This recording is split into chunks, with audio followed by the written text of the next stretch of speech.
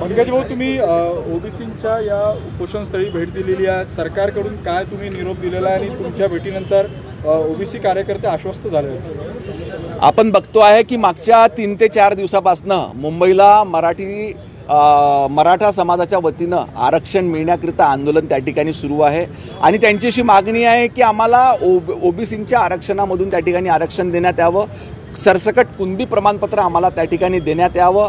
ह्या धास्तीमुळे विदर्भातला जो ओबीसी समाज मोठ्या प्रमाणावर ह्या ठिकाणी राज्यामध्येच आहे, परंतु विदर्भात याचं प्रमाण जास्त आहे. त्याच्यामुळे धास्ती नक्की खरोखरच राज्य सरकार दबावामध्ये येईल का आणि आपलं ओबीसींचं आरक्षण काढून त्या ठिकाणी मराठा समाजाला देण्यात येईल का, ह्या धास्तीनं ह्या ठिकाणी साखळी उपोषण सुरू आहे. त्यामुळेच मी राज्य सरकारचा प्रतिनिधी म्हणून ह्या ठिकाणी उपस्थित झालेलो आहे आणि ओबीसी समाजाला आश्वस्त करतो आहे की ओबीसी समाजाच्या आरक्षणाला कुठेही धक्का न लावता त्या ठिकाणी आमच्या मराठा बांधवांना देखील कसं कायद्याच्या चौकटीत बसणारं आरक्षण देता येईल याचा सरकारचा पूर्ण प्रयत्न त्या ठिकाणी. राष्ट्रीय ओबीसी महासंघाने जे आहे ते लिखित स्वरूपात हे मागितलेलं आहे. गेल्यावेळी एकनाथ शिंदे सरकारनं ते लिखित स्वरूपात दिलं होतं, तसं लिखित सरकार पुन्हा देणार आहे. याच्या आधीच राज्य सरकारनं राष्ट्रीय ओबीसी महासंघाला हे त्या ठिकाणी लिखित दिलेलं आहे आणि ह्या राज्यात कार्यरत असलेले मुख्यमंत्री सन्माननीय देवेंद्र फडणवीस यांच्यावरती राष्ट्रीय ओबीसी महासंघ आणि ह्या राज्यातल्या ओबीसी समुदायाचा पूर्णपणे विश्वास आहे. कारण आपण सर्वजण जाणतो की आजपर्यंत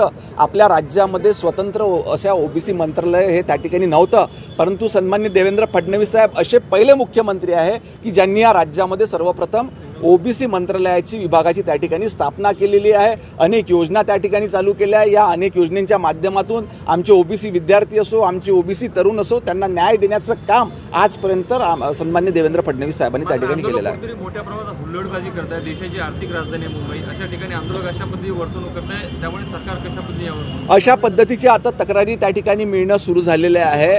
आम्ही सरकार म्हणून सध्या संयमाने त्या ठिकाणी घेतो आहे आणि आम्हाला पूर्ण विश्वास आहे की संवाद चर्चेच्या माध्यमातून ह्या आंदोलनावर काहीतरी तोडगा निघेल आणि शांततेच्या मार्गातून सर्व परिस्थिती त्या ठिकाणी निवळेल. मी पुन्हा एकदा मुंबईमध्ये आदरणीय मनोज जरांगे पाटील आणि त्यांच्या सहकाऱ्यांच्या वतीनं जे आंदोलन सुरू आहे हे आपण लोकशाहीच्या मार्गाने करावं. त्या ठिकाणी राहणाऱ्या सर्वसामान्य लोकांना, जनतेला ह्या आंदोलनाचा कुठेही त्रास होऊ नये याची काळजी घ्यावी अशी विनंती त्यांना पुन्हा एकदा सरकारच्या वतीनं करतो. आता सध्या शासन हे पूर्णपणे संयमानं काम त्या ठिकाणी घेत आहेत, कारण त्या ठिकाणी अनेक मंडळी, अनेक आमचे युवक हे ग्रामीण भागातून आलेले आहे.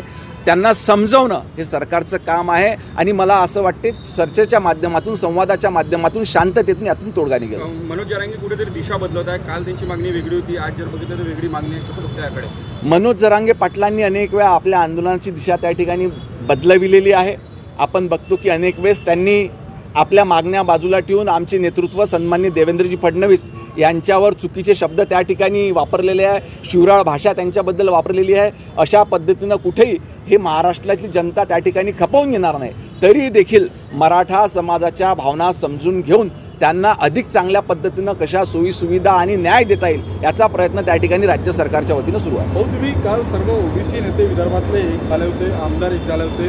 इथून पुढे मुख्यमंत्र्यांची सगळे आमदार भेट घेऊन काही तुमचं शिष्टमंडळ भेटणार आहे का? काही यावर ठोस घेणार? आम्हाला आमच्या मुख्यमंत्र्यांवर पूर्णपणे विश्वास आहे, कारण आजपर्यंतच्या कार्यकाळामध्ये ओबीसींकरिता ज्या योजना कुठल्याही मुख्यमंत्र्यांनी किंवा कुठल्या सरकारनं केल्या नव्हत्या त्या आदरणीय देवेंद्र फडणवीस साहेबांच्या माध्यमातून या ठिकाणी ओबीसींकरिता नवीन मंत्रालय असो, प्रत्येक जिल्ह्यामध्ये नवीन विद्यार्थ्यांकरिता वसतिगृह असो किंवा अनेक महत्त्वाचे निर्णय हे ओबीसी प्रवर्गाकरिता त्यांनी घेतलेले आहे. त्याच्यामुळं असं त्यांना पुन्हा भेटून विनंती करण्याची कुठली गरज नाही. आमच्यापेक्षा जास्त वेदना, ओबीसींच्या वेदना हे राज्याचे मुख्यमंत्री देवेंद्र फडणवीस त्या ठिकाणी समजून घेतात. धन्यवाद.